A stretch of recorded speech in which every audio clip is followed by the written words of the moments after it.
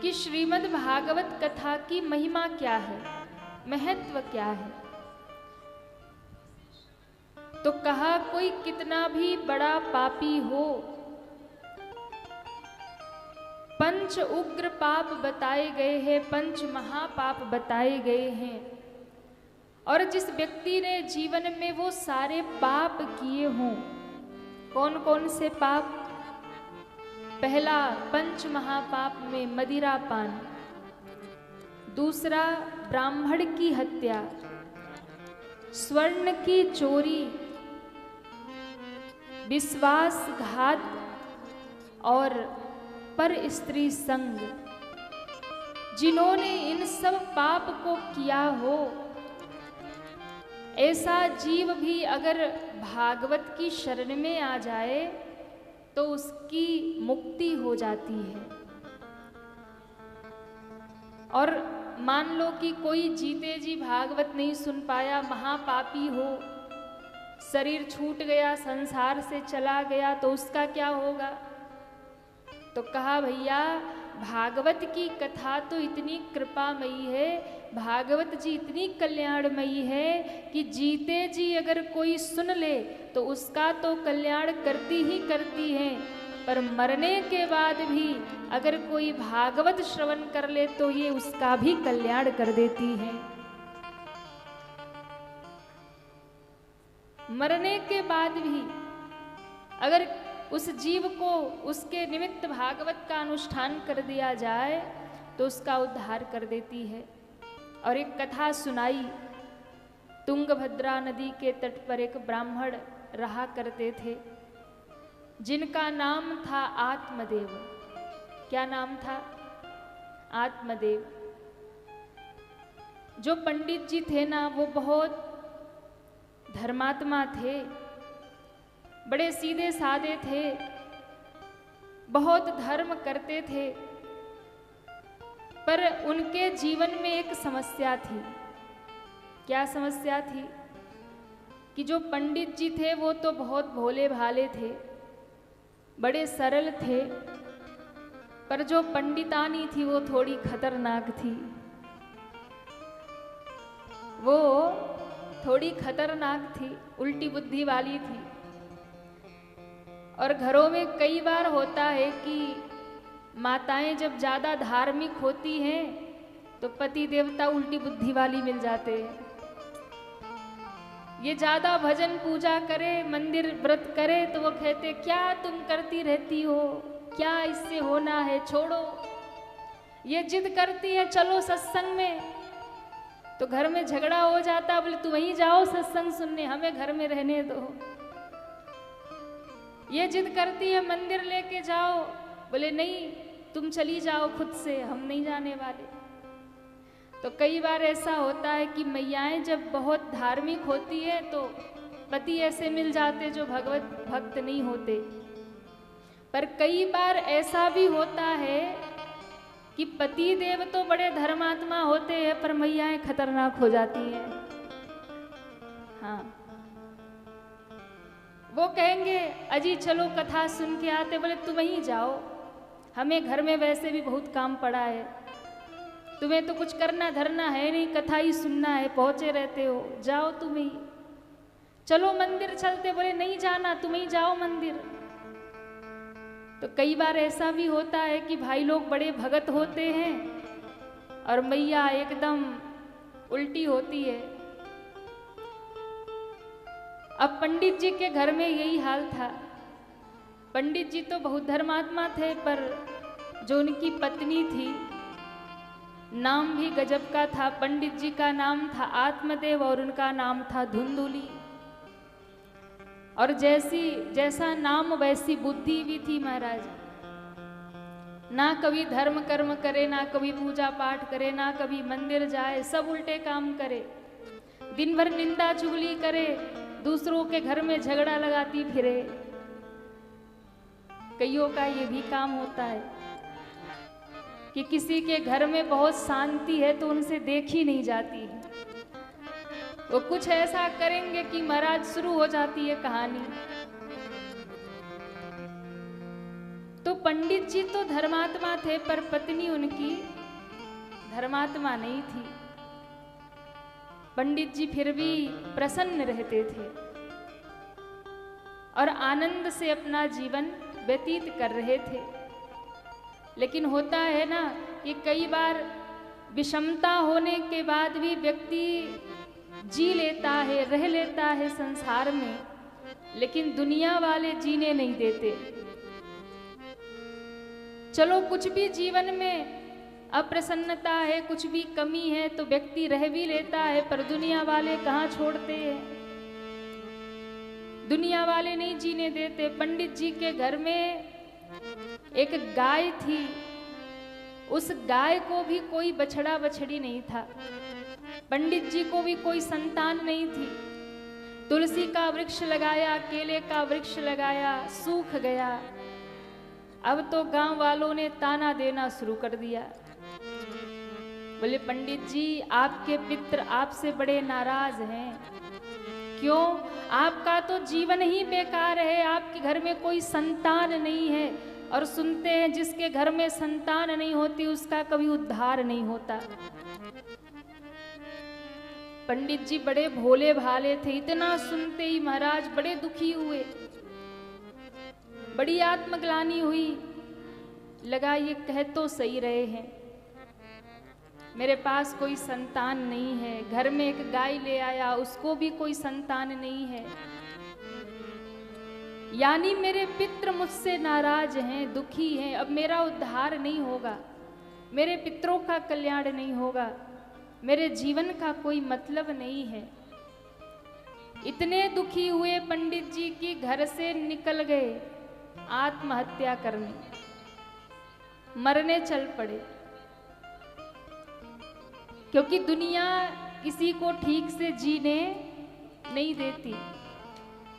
आप ज्यादा प्रसन्न होंगे, ज्यादा हंसेंगे तो लोग कहेंगे पागल हो गया है।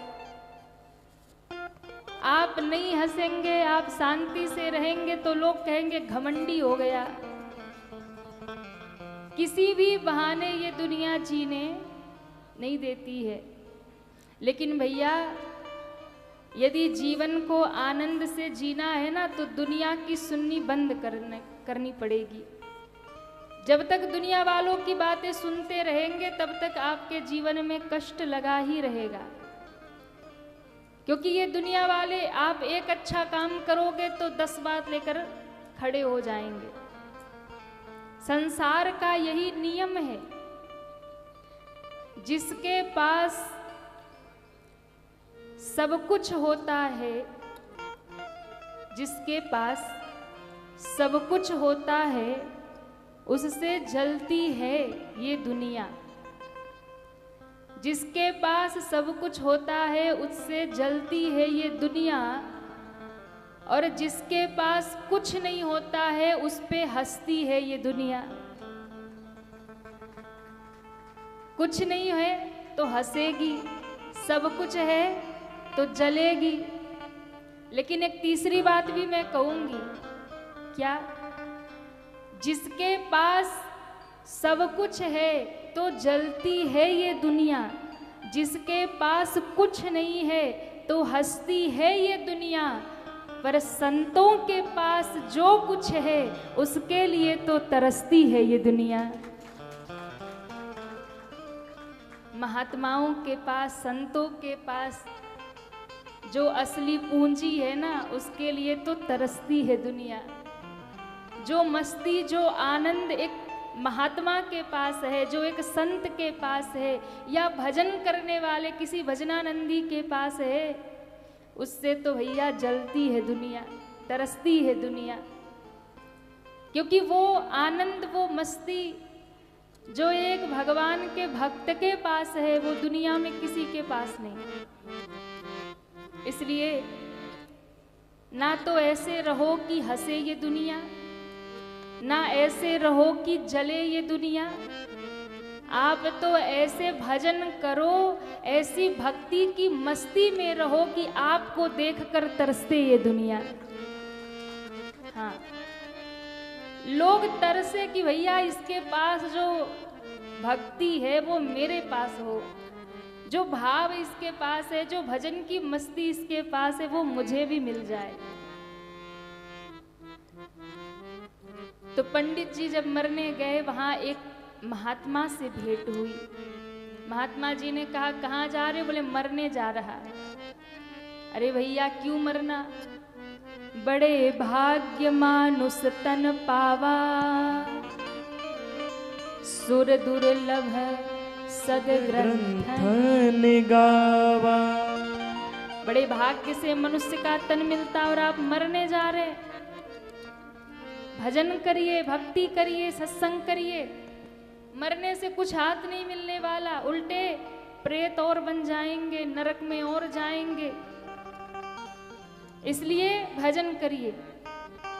मरने का कारण क्या है? बोले कोई बेटा नहीं है, मेरा उद्धार नहीं होगा। महात्मा जी ने कहा, सुनो, बेटा और बेटी से ही अगर किसी का उद्धार होता ना, तो ये कुकर सुकर के कितने होते, इनका कब का हो जाता।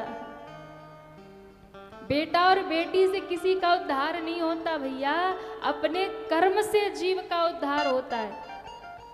तुम भजन करोगे, भक्ति करोगे, खुद भी तरोगे और तुम अपने पूर्वजों को भी तार दोगे। पर पंडित जी के सिर पे एक ही भूत चढ़ा था। बोले मुझे तो बेटा चाहिए वरना मर जाऊंगा। महात्मा जी ने समझाने के लिए कहा, भाई सुन, मैंने तेरे मस्तक की रेखा देखी है, 7 जन्म तुझे बेटा नहीं होने वाला। अब जब 7 जन्म बेटा तेरे भाग्य में नहीं है, तो ये जन्म भी तू क्यों बर्बाद कर रहा? जा भजन कर, तेरा कल्याण हो जाएगा। इतना सुनते ही आत्मदेव नामक उस ब्राह्मण ने उस महात्मा के चरण पकड़ लिए और कहा, महाराज मैं समझ गया, आप बड़े तपस्वी महात्मा हो। क्यों? हमें 7 मिनट की नहीं पता, आप 7 जन्म की बता रहे हो। और जो 7 जन्म की बात कह रहा, वो कोई साधारण नहीं है, वो कोई सिद्ध है। और जो 7 जन्म की बता सकता है, वो अपने तपस्या से बेटा भी दे सकता है। अब तो चरण पकड़ के पंडित जी ने कहा, या तो बेटा दे दो, नहीं तो बोले आपके चरणों में सर पटक के मर जाऊंगा। महात्मा जी ने कहा, अपने रास्ते जा रहे थे, अच्छे भले फंसे। अब ये मरने की बात कर रहा, खुद तो मरेगा, हमें भी मरवाएगा। बोले भाई देखो, ये सब कोई बात नहीं, तेरे भाग्य में बेटा नहीं, तू भजन कर। बोले नहीं, आप तपस्वी महात्मा हो, 7 जन्म की बात बता सकते हो, तो आप अपनी तपस्या के बल से मुझे पुत्र का वरदान भी दे सकते हो। अब तो हमें बेटा चाहिए वरना मरूंगा आपके चरणों में। महात्मा जी ने कहा, एक बात ध्यान देना, तुम विधि का विधान बदलना चाहते हो ना, बेटा होगा भी तो तुम्हें बेटे का सुख नहीं मिलेगा। और इतना कह करके उन महात्मा ने झोली में हाथ डाला, एक फल दे दिया। बोले जा अपनी पत्नी को ये फल खिला देना, तेरे घर में बेटा हो जाएगा, संतान हो जाएगी। पंडित जी ने लाकर धुंधुली को फल तो दे दिया, पर उसने खाया नहीं। उसकी बहन ने उसको ऐसी पट्टी पढ़ाई कि देख बहन, फल नहीं खाना, मेरे घर बेटा होगा, मैं तुझे दे जाऊंगी, अपना बेटा घोषित कर देना। कहाँ तू इन चक्करों में फंस रही? बाबा जी लोग बड़े खतरनाक होते, उनकी बातों में नहीं आते। तो क्या करूं फल का? बोले घर में गाय है ना, उसको खिला दे, पता चल जाएगा वो महात्मा सच्चा था कि झूठा था। इसने फल गाय को खिला दिया और पंडित जी से झूठ कह दिया कि मैंने फल खा लिया।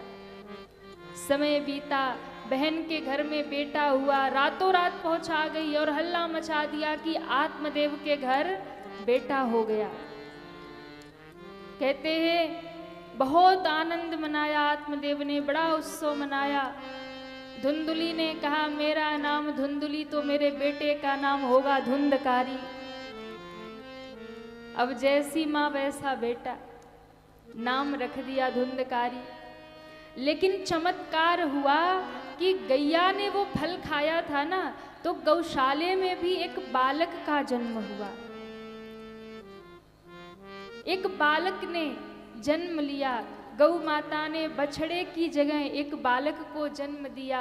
पूरा शरीर तो मनुष्य का था, पर उसके कान गाय के समान थे।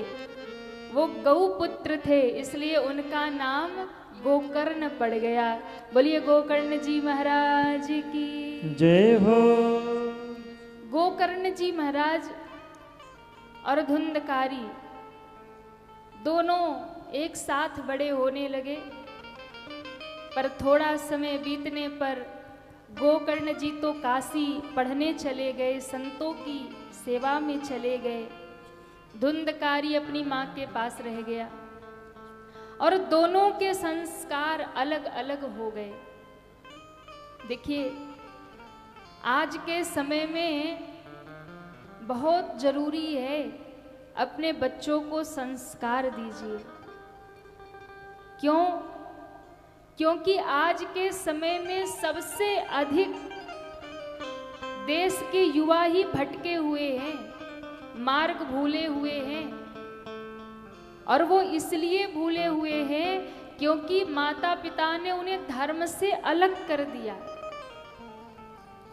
आज के समय में हमें लगता है कि नहीं, बच्चों को क्या जरूरत है मंदिर जाने का, क्या जरूरत है सत्संग में लेके जाने का, वो तो पढ़ाई लिखाई करे, बढ़िया नौकरी करे, बिजनेस करे, जॉब करे, पढ़ लिख के कुछ बन जाए, बस पैसा कमाए बस। ना तो आप बच्चों को धर्म से जोड़ रहे हैं, ना तो अपनी सनातनी परंपरा से जोड़ रहे हैं, और ना तो आप बच्चों के भीतर संस्कार ही दे रहे हैं।